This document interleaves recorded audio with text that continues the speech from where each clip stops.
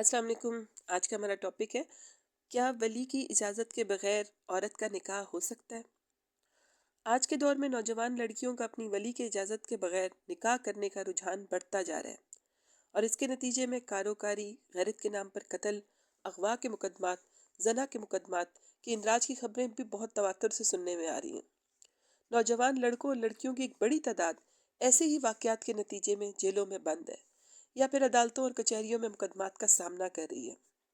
بے شمار لڑکیاں دارالمان میں رہتی ہیں اور سینکڑوں والدین اور خاندانوں کو انہی واقعات کی وجہ سے بے عزتی، خفت اور ذلت کا سامنا کرنا پڑتا ہے۔ اب سوال یہ ہے کہ ولی ہوتا کون ہے؟ ولی کا مطلب سرپرست، حفاظت کرنے والا، قریبی دوست وغیرہ کے ہیں۔ اس اصطلاح میں ولی سے مراد کسی بھی لڑکی کا قریبی ترین عاقل بالغ مسلمان رشتہ دار ہے، جو اس کی اجازت سے اس کا نکاح کرانے کا اختیار رکھتا ہے، جیسے کہ باپ، دادا، بھائی وغیرہ۔ یہ بات تو حقیقت ہے کہ لڑکی کی اجازت کے بغیر اس کا نکاح نہیں کیا جا سکتا۔ ایک عاقل و بالغ لڑکی کا نکاح اس کے والد کی مرضی کے بغیر نہیں کر سکتا۔ جس نکاح میں سرے سے ایجاب ہی نہ ہو تو ایسا نکاح منعقد ہی نہیں ہوتا۔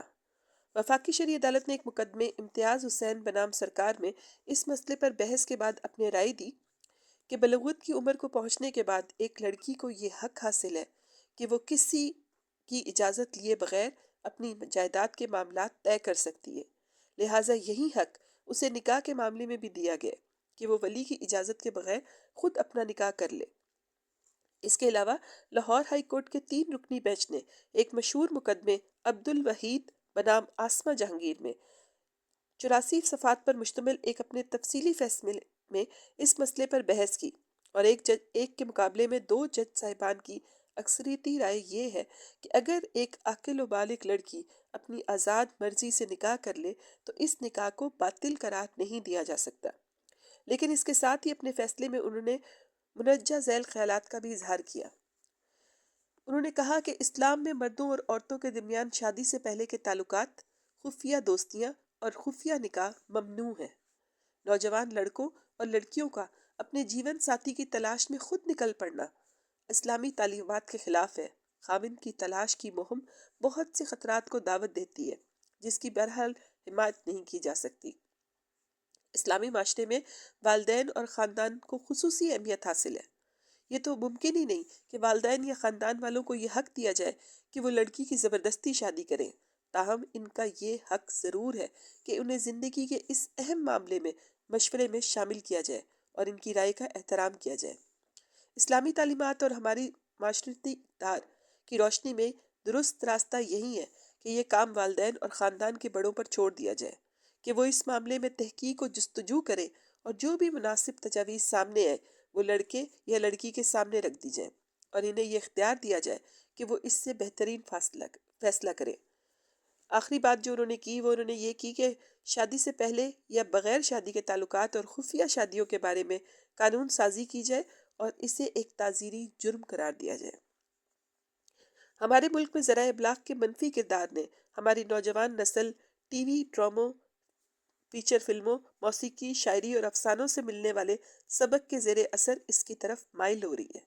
لیکن اگر غور کیا جائے تو یہ بات نظر انداز نہیں کی جا سکتی کہ اگر اس سب کے باوجود ہمارے معاشرتی نظام میں دینی تعلیمات اور مشرقی روایات کی اتنی گہری جڑیں ہیں کہ ذرائع ابلاغ کا منفی کردار بھی ہماری نوجوان نسل کے اخلاق و کردار کو مکمل طور پر تباہ کرنے میں ناکام رہا ہے۔ اس کے لیے دیگر وجوہات پر بھی غور کرنے کی اشد ضرورت ہے۔ جس معاشرے میں بٹا سٹا کی شادی کے نام پر لڑکیوں کی فروخت، محض جائیداد کے بٹوارے سے بچنے کے لیے لڑکیوں کی قرآن پاک سے شادی کر دینا، یا کسی قاتل شخص کی بیٹی یا بہن کو بطور جرمانہ مقتول کی پارٹی کے فرد کے نکاح میں دے دینے کی فضول رسمیں موجود ہوں، وہاں گھر سے بھاگ کر ولی کی اجازت کے بغیر نکاح کرنے کے واقعات میں اضافے کوئی حیرت کی باعث نہیں۔ اسی طرح کی شادیوں کی ایک بڑی وجہ بے جوڑ شادیاں کرنا ہے یا خاندان سے باہر رشتے نہ کرنا۔ اسلام میں کہیں بھی یہ نہیں کہا گیا کہ لڑکی کی شادی خاندان میں ہی کرو، بلکہ جہاں موزوں اور مناسب رشتہ ملے جس میں بچی کی رضامندی بھی ہو، وہاں نکاح کر دینا چاہیے۔ اس کے علاوہ ہمارے معاشرے میں لڑکی کو وہ مقام نہیں دیا جاتا جو اسے اسلام نے عطا کی ہے۔